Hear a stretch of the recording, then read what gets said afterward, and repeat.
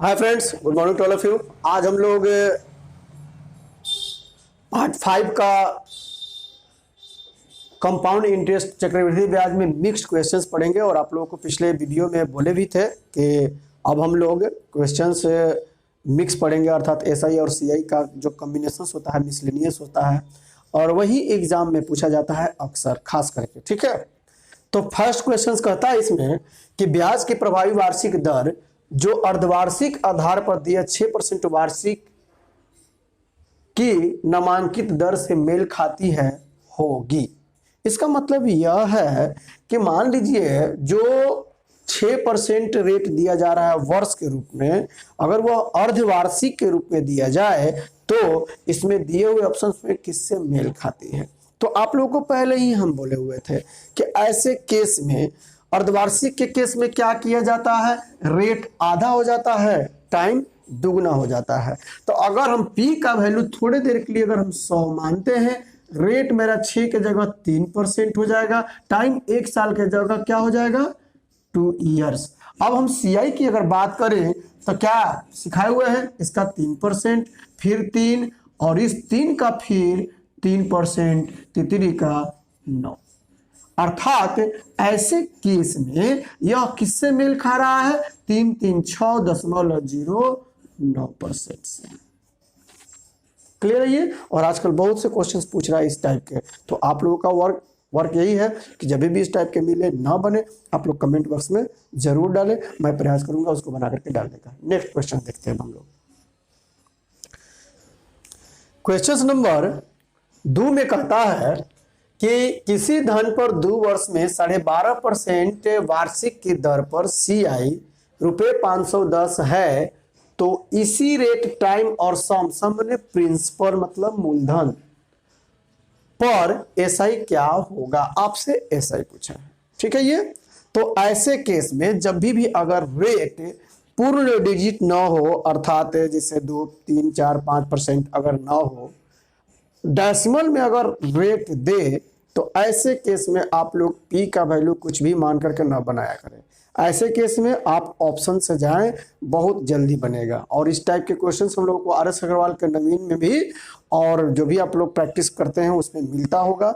तो जब भी आपसे अगर रेट डेसिमल में दिया रहे, और ऐसे केस में आपसे या सीआई भी मान लीजिए डेसिमल में दिया हुआ है, तो ऐसे भी केस में आप ऑप्शंस को चुनिए, बहुत जल्दी से बनता है। ठीक है, यह कोई प्रिंसिपल है हमको नहीं मालूम है। 12.5% के रेट पर 2 वर्ष में हमको सीआई मिला है 510 रुपया।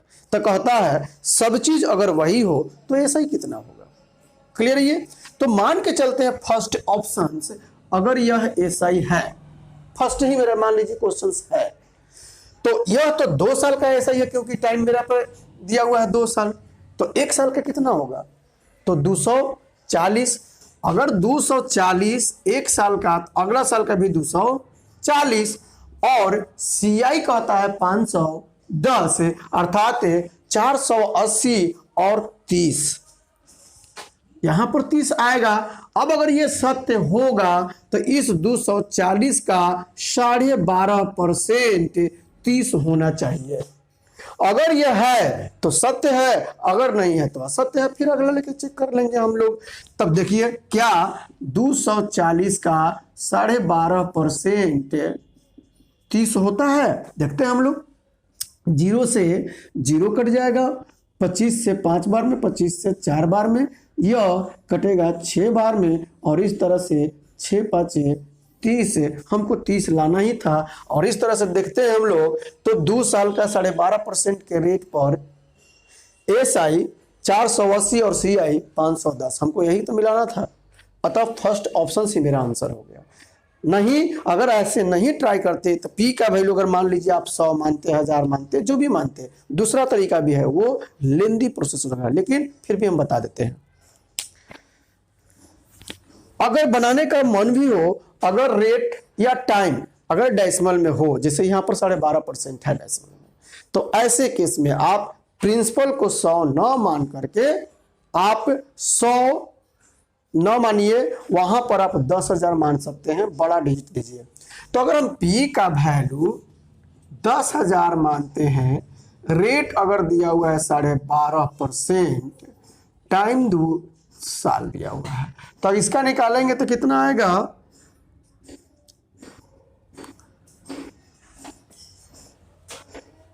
या 1000 मान के चलते हैं अगर, तो 125, फिर आएगा मेरा 125, और फिर इसका 12.5% निकालेंगे हम लोग, तो यहां पर कुछ डिजिट आएगा। देखिए कितना लेंदी हो रहा है। अब हम लोग को करना क्या है, ये सब को जोड़ करके और किससे इक्वेट करेंगे, तो 510 से एक का वैल्यू निकालेंगे, और ये 125 किसका, 250 निकालेंगे, जो कि बहुत ही लेंदी होगा। पहले तो यहीं पर लेंदी हो रहा है कि 125 का 12.5%, यहां पर जो भी आएगा और ये सब को जोड़ेंगे 510 से इक्वेट करेंगे, एक का वैल्यू निकालेंगे, फिर यही ना ऐसा ही होता है, पहले भी बताया हुआ है कि इसको जोड़ेंगे तो ऐसा ही देता है, सबको जोड़ेंगे तो CI देता है, यह केवल डिफरेंसेस होता है। तो ऐसे न बना करके आप लोगों को सलाह यही है कि अगर रेट पॉइंट में है, डेसिमल में दिया हुआ है, ऐसे केस में आप ऑप्शन से बनाइए, बहुत जल्दी बनता है। नेक्स्ट क्वेश्चन देखते हैं हम लोग। क्वेश्चन नंबर 22 में कहता है किसी धन पर 2 वर्ष में 10% वार्षिक की दर से CI 525 है, तो आधे दर तथा दुगने समय हो जाए तो उसी धन का ऐसा ही बतलाना है। तो ऐसे केस में मान के चलते हैं P का वैल्यू अगर 100 है, रेट 10% दिया हुआ है, और टाइम कहता है 2 इयर्स। अब यहां पर अगर हम CI निकालते हैं तो 10 10 अब प्लस इसका फिर 10% एक होगा, इस तरह से यहां पर CI 21, और इसी का मान दिया हुआ है 525। तो एक का वैल्यू कितना जाएगा, हम लोग भाग करके देख लेते हैं। 21 दूनी 42, 2 मेरे ख्याल से 25 आना चाहिए, 25 से कम 25, 25 दूनी 50 और 2, ठीक है, एक का वैल्यू 25 मिल गया। अब हमसे 100 का वैल्यू अगर ले लेते हैं हम लोग, तो 100 का वैल्यू क्या जाएगा, 2500। अब P का मान हमको मिल गया 2500। अब कहता है तो आधे दर, अब रेट कितना, रेट अब रेट हो गया मेरा 5%, तथा दुगने समय हो जाए मतलब 2 से 4, टाइम हो गया 4 इयर्स। अब आपसे पूछता है ऐसा ही बताइए, तो ऐसा ही तो आराम से निकाल सकते हैं, फॉर्मूला से भी जा सकते हैं, नहीं तो देखिए 1 साल में 5 का 20%, तो इसका 20% निकाल लेना है, इसलिए ऐसा ही बराबर 2500 का 20% निकाल लीजिए, जो आएगा आपका आंसर। फॉर्मूला से भी जा सकते हैं, नहीं तो ऐसे बनाइए कि 1 साल में अगर 5% तो 4 साल में 20%, 2500 का 20% जो होगा वही मेरा ऐसा ही होगा। नेक्स्ट देखते हैं क्वेश्चन नंबर 23 में कहता है किसी निश्चित धन पर 3 वर्ष और 8% वार्षिक दर पर SI कॉमा है, ₹4000 2 वर्ष तथा 10% दर से CI का आधा है। मतलब इस पर जो भी CI मिलता है वह किसी निश्चित धन पर मिलने वाला SI, क्लियर, ये क्या कहता है, इस CI का आधा है। तो सबसे पहले हम यह देखें कि मेरा इस पर CI कितना प्राप्त होता है। P का वैल्यू दिया हुआ है 4000, टाइम 2 और रेट 10%, अतः इसका 10% निकालेंगे तो 400, फिर 400 और कितना आ जाएगा ये, फिर इसका 10% अर्थात 40। इस तरह से हम लोग देखते हैं 840, क्लियर, CI हो गया 840। अब क्या कहता है, कोई प्रिंसिपल है जो कि हमसे पूछ रहा है, तो लेट प्रिंसिपल हमको नहीं मालूम है कितना है, और इसका SI कहता है इसका आधा अर्थात 420, और टाइम दिया हुआ है 3 इयर्स, इसके लिए रेट दिया हुआ है 8%। P तो निकाल सकते हैं फॉर्मूला से, तो P बराबर क्या होता है, SI 420 गुने 100 divided by time into rate, जो आएगा आपका आंसर हो जाएगा, कोई दिक्कत नहीं होनी चाहिए। नेक्स्ट देखते हैं क्वेश्चन नंबर 24 में कहता है कि एसआई के निश्चित दर पर 6 वर्ष में एसआई रेट कभी चेंज नहीं होगा दर पर 6 वर्ष में किसी धन में 60% की इंक्रीमेंट हो जाती है, वृद्धि हो जाती है। तो 6 से जब भी उसमें भाग करेंगे रेट निकल जाएगा हमको 10% वार्षिक हो जाती है। तो उसी दर पर तो दर रेट कितना मिलेगा हमको 60/6 अर्थात 10% मिल गया। तो उसी दर पर रुपए 12,000 पी का वैल्यू 12,000 दिया हुआ है, टाइम दिया हुआ है 3 इयर्स, तो सीआई प्राप्त करें। तो सीआई निकालना बतलाए हुए हैं। जो लोग फर्स्ट बार वीडियो देख रहे हैं एक बार देख लीजिए कैसे सीआई निकाला जाता है। हम क्या करेंगे 12,000 का 10% 1200 हो जाएगा, कहीं से कोई दिक्कत नहीं। 3 साल है तो 3 बार लिखेंगे एकदम।